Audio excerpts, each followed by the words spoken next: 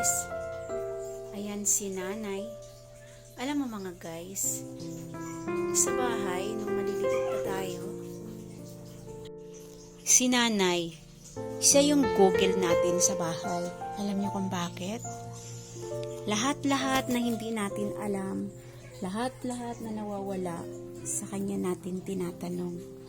Halimbawa, nanay, nasaan yung uniform ko? Nanay, nasaan yung suklay? Nanay, nasaan yung panty ko? Nanay, nasaan yung medyas ko? Nanay, nasaan yung tsinelas ko? Nanay, nasaan yung sabon? Nanay, nasaan yung lahat-lahat na lang nang nawawala sa bahay nang hindi natin alam. Sa kanya natin tinatanong. Kaya masasabi natin na si nanay, Google ng bahay.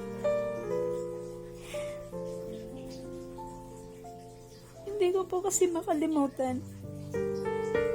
Mula nang maliit hanggang lumaki, pag nandito si nanay na nakakalakad pa. Puro nanay, nanay ang tinatanong. Di ba maalala niyo walang tatay? Hindi tayo pwede magtanong kay tatay. Pero kay nanay, puro nanay. Nanay, may ulam na ba tayo? Nanay, may sinaing na ba tayo?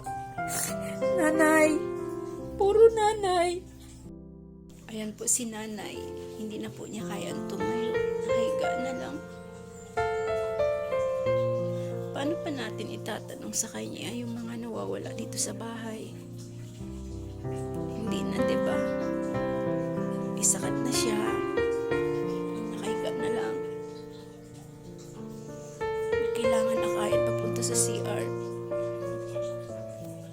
Ganyan ngayon si nanay na dati Google ng tahanan. Ngayon, hindi na siya Google.